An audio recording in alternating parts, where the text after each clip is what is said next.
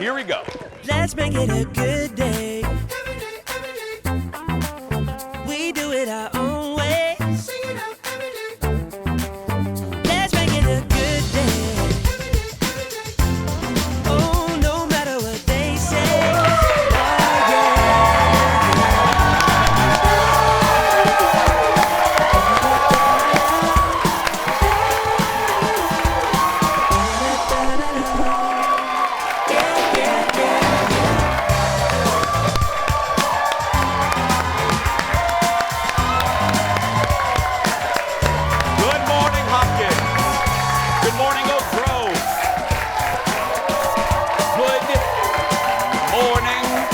The good folks of Egan.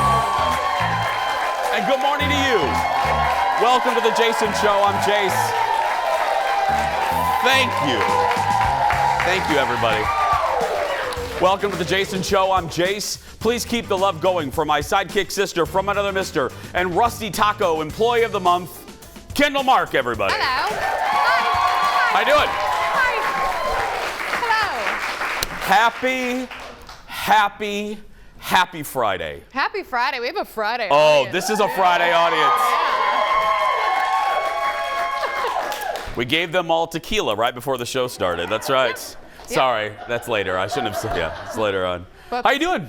I'm doing great. It feels like a Friday. How are you? I know it does have that Friday feeling in here. It always does. It has a really good energy. I'm hyped up because this doesn't shock anybody, and Jeff is going to laugh because if you watch the show with any regularity, you know that if I really like something, and you know this is my genuine friend, if I like something, I can't stop talking about it, and I want everyone to experience it, or I want them to have it, or that's just, I've always been like that, even when I was a kid.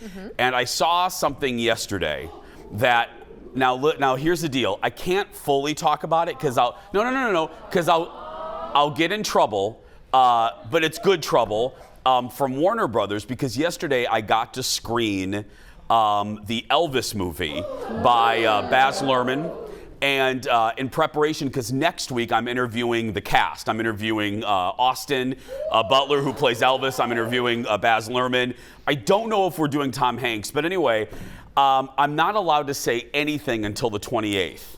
However, just look at my face.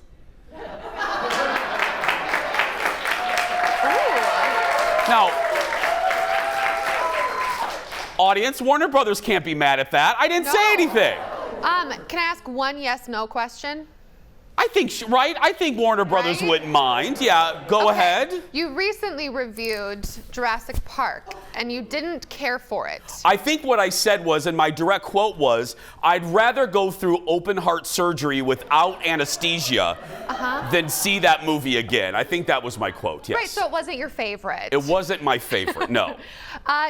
This movie, was that an opposite effect? Yes. Okay. I didn't say anything, audience. I didn't. Warner Brothers, if you're watching, I didn't say anything. I'm not breaking the rules. No, you're like the Cheshire Cat. I mean, look here.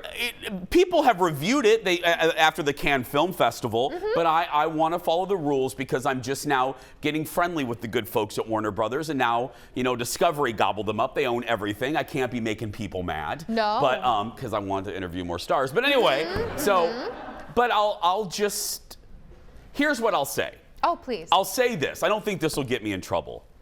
I was in a really good mood last night. Oh. I was in a really good mood, and I believe that you will be in a really good mood after you see this motion picture. Yeah. I love Baz Luhrmann, anything he does, really. And so if it's as good as all the other things that he does, it's gonna be fine. It's gonna be great. It's near perfect. Was that the teacup talking? I'm sorry, what? Was that the teacup speaking? I couldn't. It was fantastic. Oh. Chip, right? Can I take one more drink? Oh, yeah. Austin Butler is amazing. Just the teacup. That was just the teacup. The cup was talking, not the host. It's weird how that works. No, I can't wait. It's one. I joke about this usually on the radio show. I always say, God, I'm really glad I have a show when something good happens and I can share it with all of you. I'm really happy I have a couple shows because, yeah. Anyway, so that's coming up soon. Yeah. I don't know what that noise was, but anyway, I don't know. Let's get started, everybody. It's time for the hot dish. Roll it, Leo. Here we go.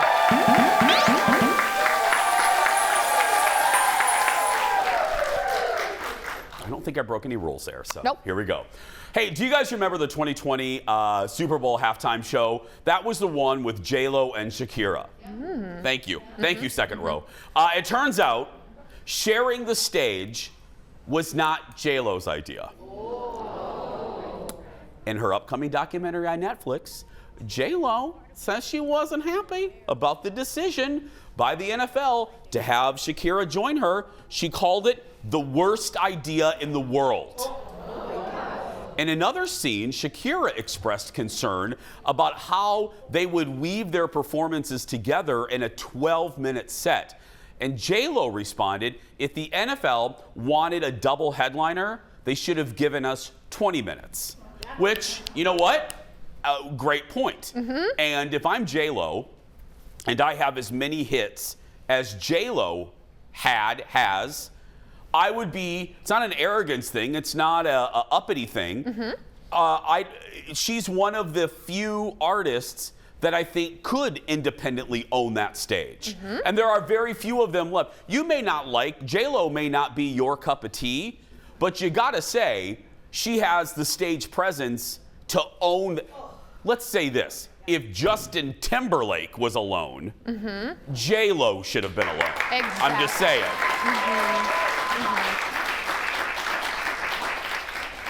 I mean, come on. Half of JT's life was spent, bye with other people. Right. J-Lo has always been by solo. Right. Well, and she says very clearly in this, from what I understand, because obviously we haven't seen it yet, but she's like, it has nothing to do with Shakira. Shakira also could have done her own show, being like the powerhouse that she is. I can't believe that they couldn't think that two Latina women could just do it by themselves individually. Why did you have to have both of us?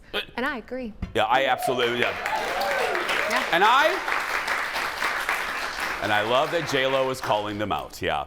Next in the dish, the first black bachelor is opening up about his experience on the dating show. And just like J-Lo, this is like not holding back Friday. Yeah, Matt James, remember him, told the LA Times that it was very frustrating. It was a frustrating season to watch. He called it a complete circus from the get-go. He said the show did nothing to lay the framework about why he was there or the history he was making. Instead, the show just went right into showing the women doing crazy things. He said he's cut ties with the show, and despite his relationship with Rachel being made into a sideshow, the two are actually still together.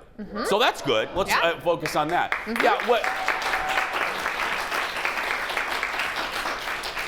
I think it is a shame and a wasted opportunity for The Bachelor to not have, not capitalize is the wrong word, to not have spotlighted what a history-making season that was. That's stupid. I don't like the word, but that's producing-wise, it's stupid. I would rather, and I don't watch that ridiculousness, but I would much rather. That's what Ted's for. That and so I can beat him at sumo wrestling. But any other, yeah.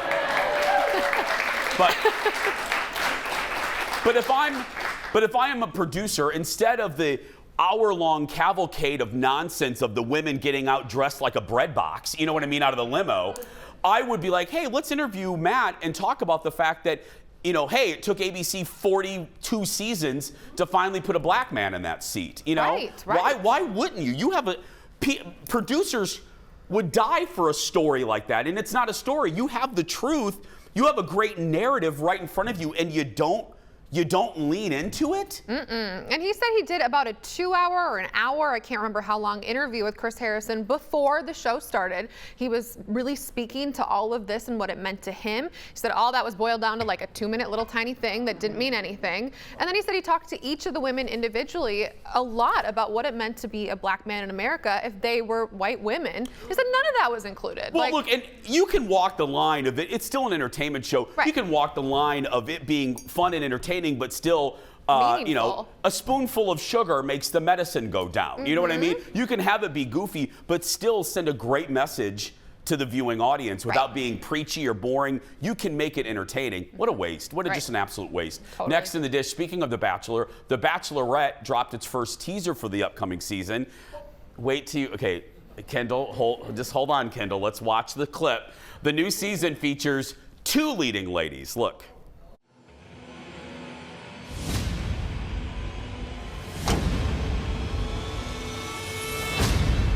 Let's go, girls. Let the journey begin. Bring them on! Oh no! Hey, y'all. Hi. Hey, Rachel. I'm sorry, Gavin. Oh, they're totally crazy. Forget I'm a lady. Men, shirt, short skirts. We go wild, yeah. Wind and sky. I'm so excited.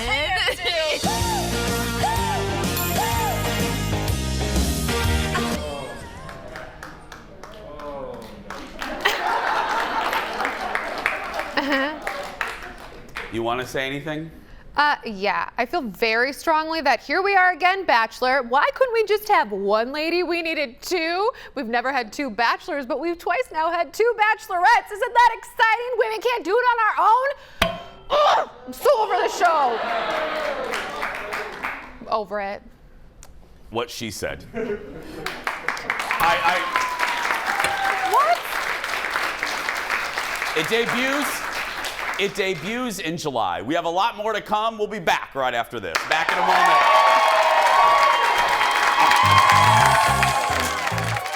The dish isn't done.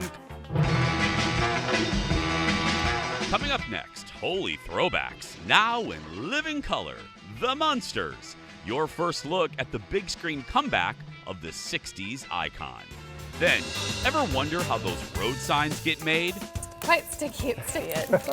Well, Kendall is doing another 9 to 5. Today, she's working for MNDOT. And it's another Jason Show history lesson. Just when you thought it was safe to go back in the water, we're looking at the history of the first summer blockbuster, Jaws. That and more when we come back.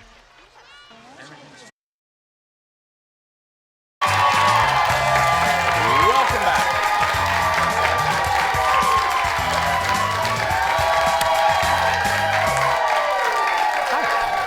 Happy Friday. Former SNL cast member Jay Farrell was on with Fallon last night. If you don't know this, he's really good at doing impressions. He does over 200, and a little bit of that is today's Late Night Rewind. All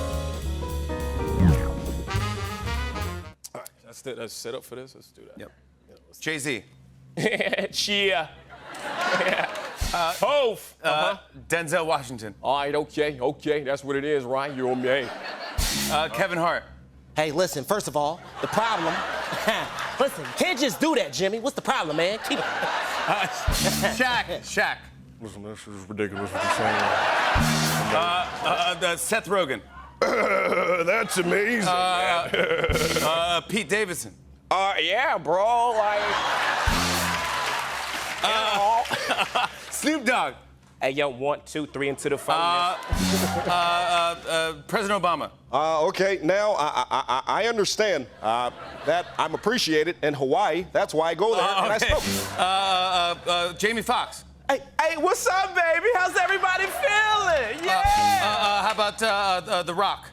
You know what, Jabroni? The Rock says this. If you're gonna read my name, call me Dwayne Johnson. Eddie Murphy. So good. So good. I follow him on the gram, and I liked him on SNL. I wish he wouldn't have left or whatever. too. He was real good. Well, a big day for Britney Spears, but not without a little drama. And another Hollywood star comes out of the closet. Joining us live with those stories and more is Brad Appleton from TMZ. Hi, Brad. Good morning, Jason. I like this. Usually I talk to you guys on Monday. I like the Friday vibes a little more, I think. I do, yeah, the Friday. Again, Brad, we've given them all tequila. That's why they're a little hyped up today. Send some here. Yep. Great. Okay, so tell the folks, so Brit got officially married So that's happy news, but the day didn't go off without a hitch. Tell the folks. No, I mean, it was a crazy day, this wedding day. Britney Spears had a wedding at her home. She married Sam Asghari last night. But just hours before the wedding, her ex-husband, Jason Alexander, who is the guy back in 2004, he and Britney were married for just 55 hours. He showed up on a live stream at her home. He had scaled a mountain behind the house to get in there.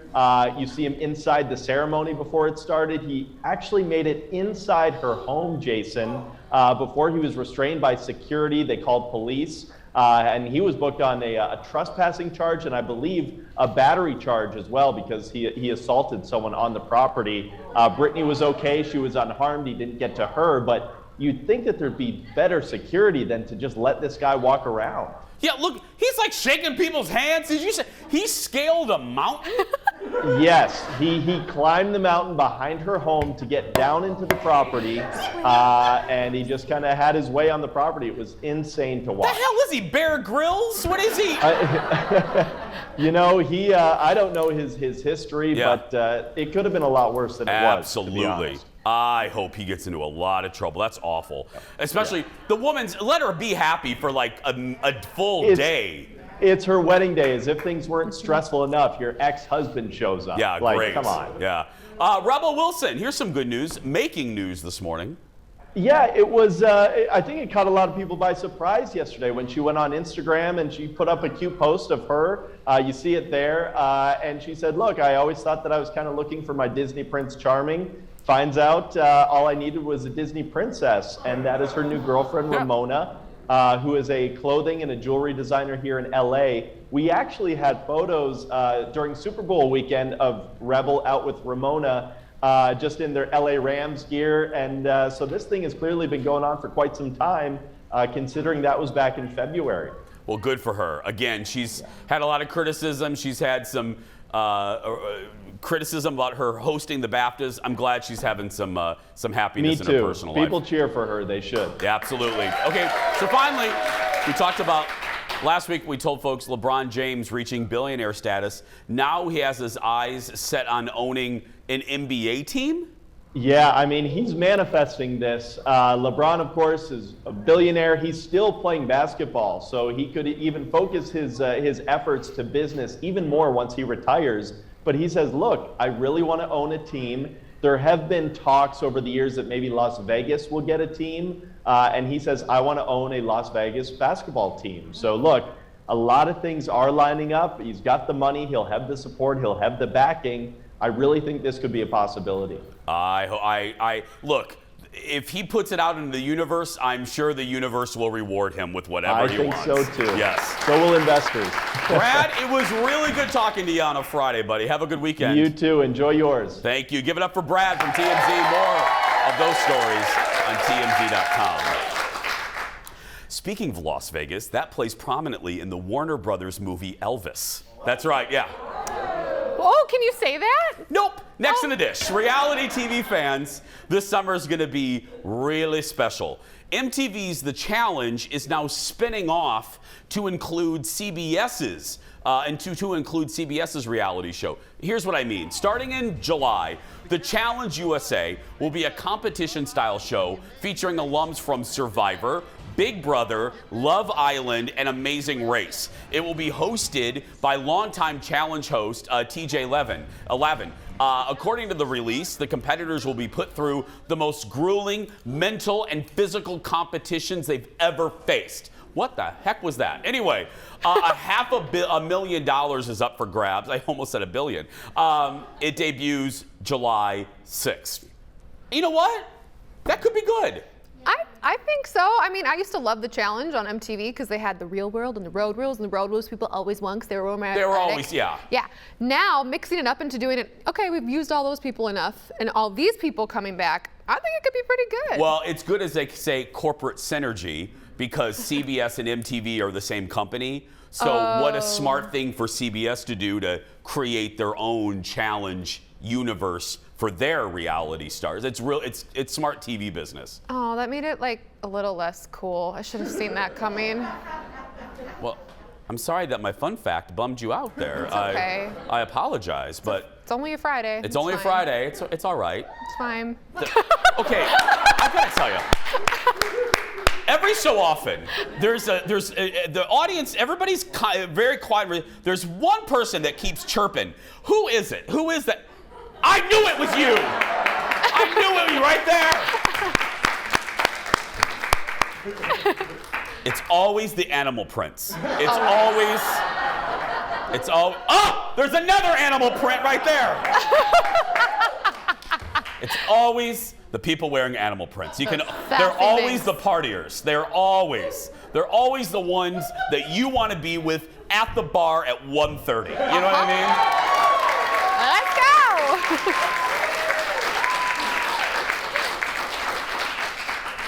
Or our social media maven Addie. That's who you want to be with. Yeah. That's right. Hashtag tipsy turtle. Anyway, next in the dish, the Munsters are back, and we're getting our first look. That's right. Anyone younger than me is like, what? Anyway, and we're getting our first look. So here's the deal. It's a movie directed by Rob Zombie. And here's the teaser.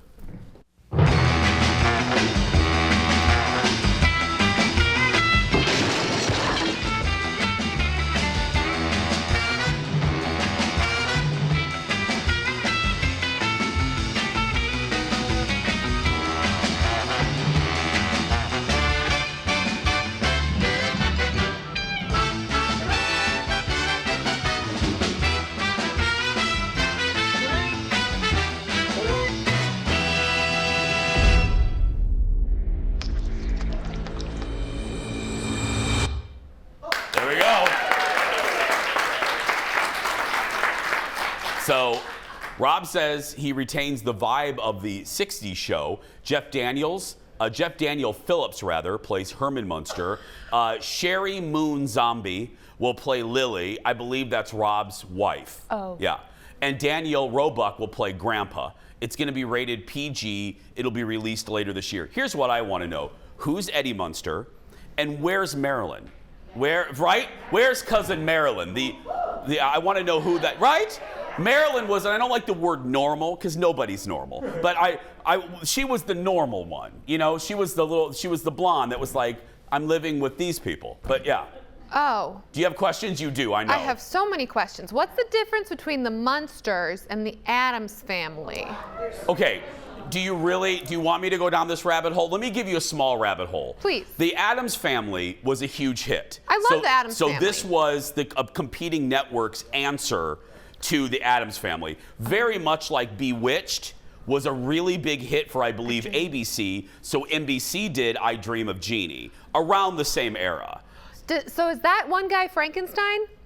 A Herman Munster, yes. He's Frankenstein. Well, I mean, kinda. These people seem very confused. Yeah, well, no, the audience, half of them are with me. Yeah, No, the Animal people in the Print, show. I don't know. But I mean, yeah. You know the Munsters, don't you? Animal Print? Yeah, of course. Okay. You just look so young, I didn't know. Yeah. No. Anyway, yeah, it was, I believe, NBC. Was it NBC, Jeff? It doesn't matter. It was one of the other networks' answer to the Addams Family. And does this have to be in black and white? Like, No. we can have color now. Okay. Does it have to be in black and white? Great question. The second part of that trailer, the movie will be in color. Oh. Yeah. Okay. There we go. I'm done. You're done. There we go. Thank you, audience. It's time to meet our final JVIP of the week. Today it's Angie Tice. Hi, Angie. She says she loves our sense of humor and my vulnerable side. Yeah, believe me, I have therapy sessions on the show. Angie says she loves the causes like Crescent Cove that I donate to. Angie says she has cerebral palsy and feels the love I have for those who may be a little different. She also says she loves all the people on the show, from the cooking segments to DIY segments and our crew. There's not a single day that goes by that Angie doesn't watch our show, even the reruns. Wow. Angie, thank you. She says, thanks for keeping it real. No, thank you, Angie, for watching us. She gets a Jason Show mug, and she's entered to win the monthly grand prize. That includes coming to the studio to watch the show, I know, a $150 accessories gift card to Becker Furniture World, and a $200 gift card from Woodhouse Spa. They're oohing like I don't say this 400 times a year. Yeah. We're going to take a break. We'll be back right after this. Back in a moment. They could say it by now.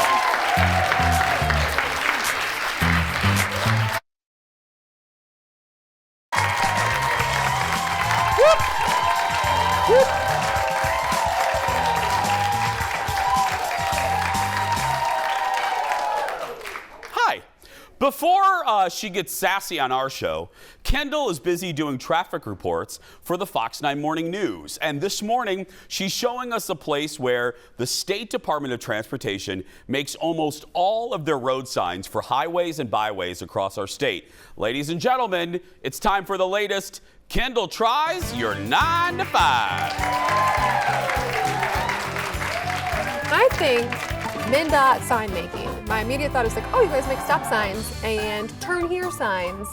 But that's not really at all what I see behind me. You guys make like everything here. We make a lot of signs here. Lots of signs, different size signs, a lot of signs here. And you don't make the stop sign. Typically, we don't make stop signs. No, that's more of a production thing. Right. We're more like artisans here.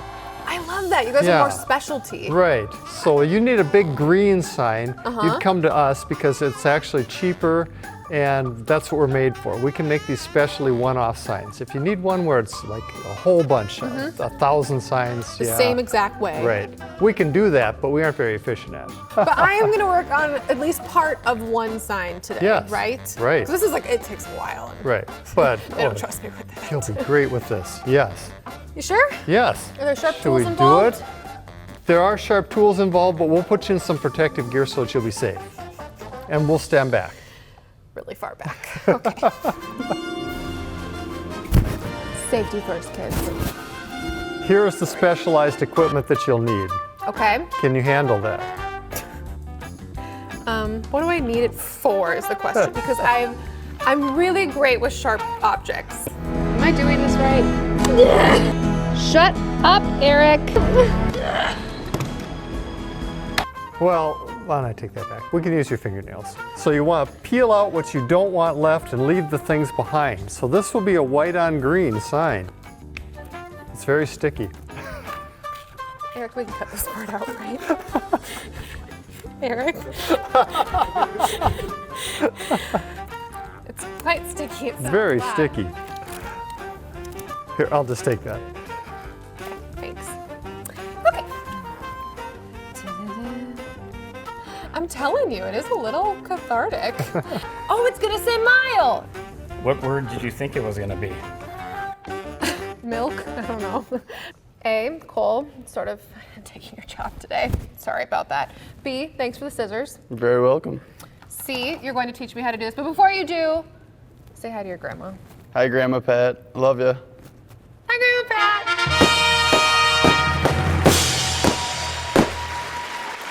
Now we're at the installation part at the end here. So you'll get it all squared up here, and then you'll pull that back. Get that nice and tight. And then with your other hand, just roll it that Push way. it? Yep, push it. I'm done. I didn't roll my finger off. I think we should just stop here. Well, I still have all my appendages. Oh my God, we're not gonna be done? We're gonna roll this all the way back. Then you're gonna keep it tight again, and then roll it that way. Grandma Pat, be with me now.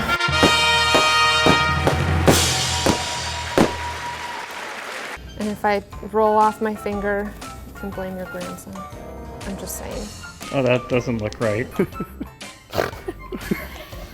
I mean, if there's a little ripple, that's just art, right? This is fine, Eric. I want everybody to go out and look at their signs by them, see if they see any wrinkles. Shut up. Oh, it's just a little wrinkly. It's just fine. Voila! Hey! Excuse me. They don't call it Kendall, this is your 9 to 5. They call it Kendall Tries It. I think it's beautiful, Eric. It belongs on the wall right next to this sign. I never understand how you put like wrinkles in a sign. Okay, Eric, it's more complicated than it looks. His grandma's watching and you made a crappy sign. Grandma Pat, at least your grandson will always have a job because I clearly can never do it.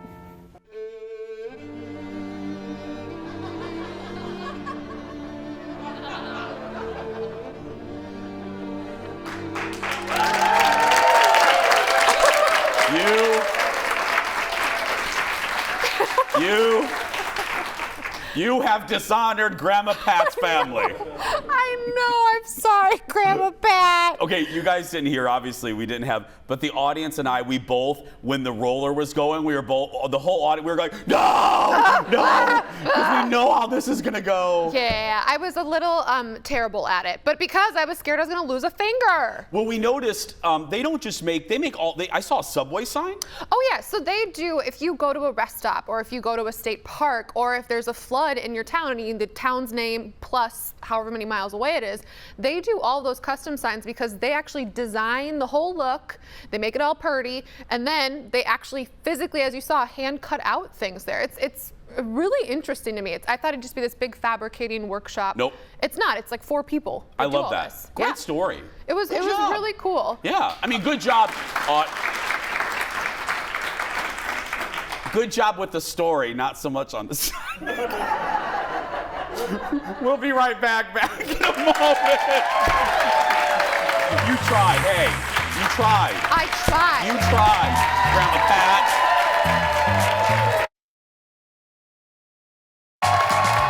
Welcome back. Wow, super wide shot. Hi. Oh, by the way, should I tell them about Monday? Yeah, I'll tell you later. Welcome back. I love one of the best things about the audience being back is the fact that I missed them, and it's always fun getting to know them because people come from all over the place. And today we have people that came from International Falls to be here. So we're gonna play a little game called Get to Know the Audience. So I'm gonna go with you first. Stand on up. What's your name? My name is Cindy. Cindy, give it up for Cindy, everybody. Okay. We're gonna play a little rapid fire game, okay, Cindy? Okay. Tell me the first thing that comes to your mind. Are you ready? Lunch. Oh, no.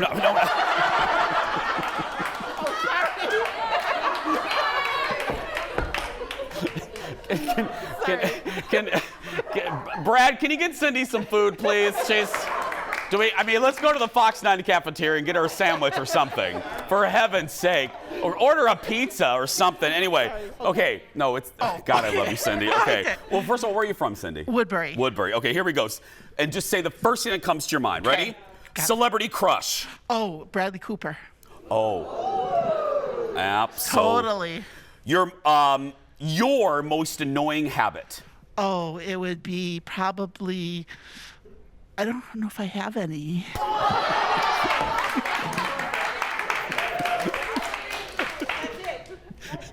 That's it. We'll be right back. No.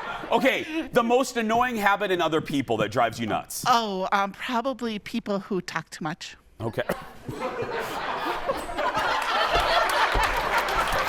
Thank you, Cindy. Thank you. Okay, I'm gonna go to you. Stand on up. Yeah, come here. Yeah. What's your name? Lisa. Lisa, give it up for Lisa, everybody. Okay, you ready, Lisa? Yep. Morning or night? Night. Favorite holiday? Christmas. Cake or cookies? Cookies. Coke or Pepsi? Coke. Favorite junk food? Pizza. Favorite talk show host? Jason. Thank you. Have a seat. Okay, I love that Cindy says Jason and my staff goes Ellen. Yeah. Thank you. Now this is a party row. This is Red, come here, Red. Come here, Red. You over here. Come here. Let's get you. You look fun. Are you fun? I am fun. Okay, what's your name? My name is Christy. Christy, where are you from? We're from Eagan, Minnesota. Hey, what's up, Eagan in the house? Okay, you ready? I'm ready. Childhood nickname. What? Peanut. My dad called me Peanut. I love that. He did. Little Peanut? Yes. I love that. Okay. Your favorite age? 54. Yes! Dallas or Dynasty? Dallas. Thank you. Favorite holiday? Oh, Thanksgiving. Celebrity crush? Tom Cruise. Oh, yeah. Texting or talking? Texting. Yeah. Who wants to talk I nowadays? know, There we exactly. go. Give it up for our friend. One more? One more. We did some. Oh, you'll do it? Come on up. Here we go. What's your name? Sarah. Oh, I love the Gaga. Thank you. I love that. Did you get that at the concert? No, my best friend ordered it for me on Etsy. And Sarah, can I say you have the best eyelashes ever? Thank you. Yeah, you do. Like, seriously. Look at that. Okay, you ready? Yeah. Most annoying habit in other people? Not using their blinker. Thank you. Thank you. Number one. Every car has one. Every car has a blinker. blinker. Celebrity crush? Jake Gyllenhaal. Oh, that's a good one. I love him. Cake or cookies? Cake. Pizza or burgers? Burgers. McDonald's or Burger King? McDonald's. Star Wars or Star Trek? Star Wars. Thank you. I would have had to have you leave if you didn't. Anyway, morning or night? Night. Favorite talk show host? Jason. Thank you. There we go. Give it up for our audience, everybody. I love them. If you want to be in our audience, just go to our Facebook page. We're trying to make it easier for you to find the ticket tab. Click tickets. You're in by 9:30. You're out by 11:30. And I know a lot of you don't like the mask thing. That is going away soon. So don't worry about it. We have heard from you. Trust us. And Mary and Mim Davey, it's going away, so don't let that stop you from coming to see us. We will be right back. Back in a moment, everybody.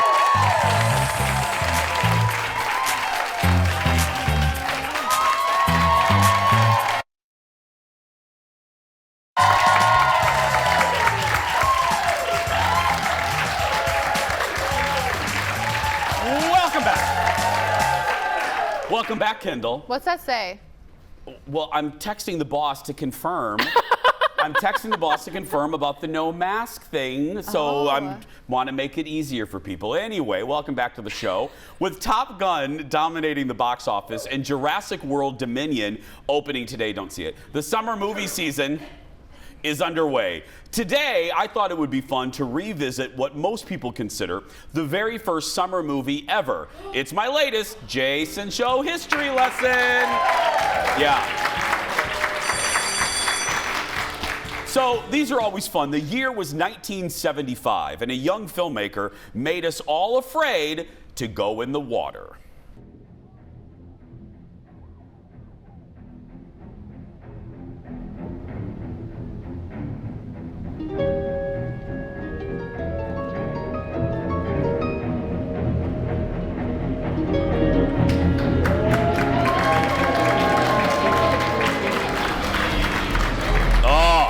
Horrifying scene right there. Jaws was a sensation that summer, making director Steven Spielberg an instant star and introducing the world to the iconic score by John Williams. Listen to this. In less than 3 months, it became the highest grossing movie in the United States at the time.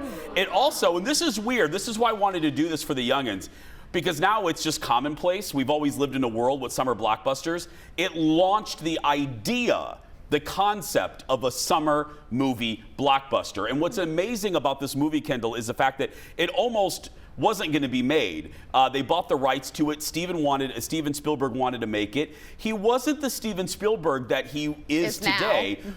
He was untested, basically. And Universal, shockingly, gave him what he wanted. And what he wanted was to film the movie in the actual ocean. He didn't want to use tanks. He didn't want to use rivers. He wanted the real look of, they filmed it in the Atlantic Ocean. But that caused a lot of problems, as you can imagine, with the salt water, with mechanics, with the weather. The production wasn't easy. The mechanical shark, named Bruce, after Spielberg's lawyer, didn't always work. In a fascinating documentary that a lot of you have on a DVD of Jaws, Spielberg and star Richard Dreyfuss talked about shooting the movie and how they had to do it, basically, when the shark wasn't working. I had no choice but to figure out how to tell the story without the shark. He had to invent on the spot another way of shooting, which was to imply the shark, which made the film a great film. I just went back to Alfred Hitchcock. What would Alfred Hitchcock do in a situation like this? So imagining a Hitchcock movie instead of a Godzilla movie, I suddenly got the idea that we can make a lot of hay out of the horizon line. And not being able to see your feet, not being able to see anything below the waistline when you're treading water. What is down there is what we don't see, which is really, truly frightening. Yeah. What's amazing is it's a really movie way of saying you turned chicken poop into chicken salad. You know what I mean? You took a negative and you turned it into a positive. The shark was never working. It never worked, and they had to do a workaround. It was supposed to be way different. Richard Dreyfuss talks about the movie was supposed to have a lot more of the shark. Y'all remember the opening scene with that young lady who goes into the dark water and she's killed first? Well, what you may not know is that scene was supposed to be a lot more violent. You were supposed to see the shark physically devouring that young lady. But because of the mechanics of Bruce, they couldn't shoot it, which led Spielberg on the fly to come up with that concept that he thought of. He also then met with John Williams, and this is historically one of my favorite behind-the-scenes movie facts.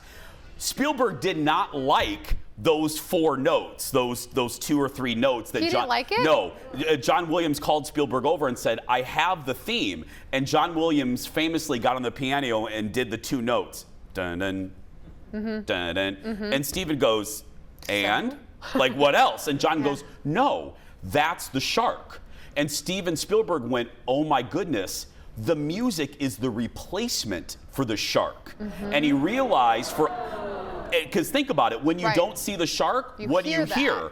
The music. The music is the shark, which, as historians have said, the movie is more terrifying when you use your imagination to imagine what's really below there. You know what I mean? It's considered by, I have a friend who's a screenwriter, my friend Dawn, and she said in her screenwriting class, it is referred to as a perfect script. That there's not a moment wasted on screen. That and Tootsie, both are considered near perfect screenplays. So there we go. It's available at I was going to say at a video store. Oh my God. It's 1995. Head on in. 47. Go get it where you get movies. We'll be right back. Back in a moment. Go to Family Video. Go to Blockbuster, everybody.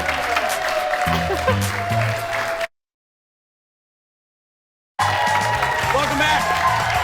Well,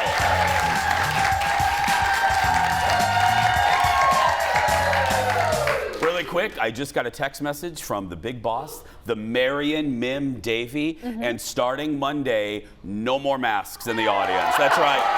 Well, okay, and here, you have to wear them until you get into the studio, but audience, we have 8 more minutes. We're fine today, but yeah. So go get your tickets, and we'll see you on Monday. It's time for the world's shortest segment, everybody. Again, you still have to wear them until you come in here. In case you missed it, this week Nick Cannon confirmed he's expecting his 9th child. That's right. Ryan Reynolds decided to have some fun with Nick in a commercial for his gin brand where Nick made a drink called a vasectomy. And that looks like a delicious vasectomy. I'll take it from here, Nick. I have 3 kids. I have 8. Come on, bring it in. Just hold each other. No wonder you have 8 kids. You smell amazing. Perfect. I love it. Love both of those guys. The surprise goodbye when we return. Back after this.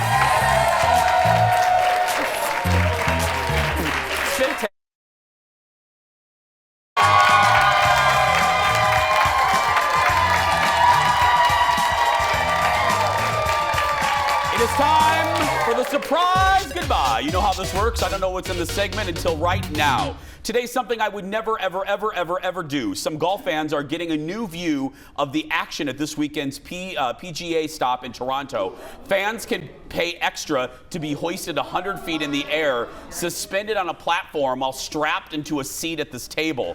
22 people go up for a half hour at a time while watching the golfers play below them. There's even a full-service bar up in the sky with them. They're getting fancy. No. No. I think it'd be fun. No. Monday on the show, I don't care how much Kettle One's up there. Monday on the show, the laundry guy, Patrick Richardson, is back with how to get rid of common summer stains. But right now, if you're watching and you're a kid that's being bullied, you go out there and be yourself because nobody can tell you you're doing it wrong. Have a great weekend, everybody. We'll see you on Monday.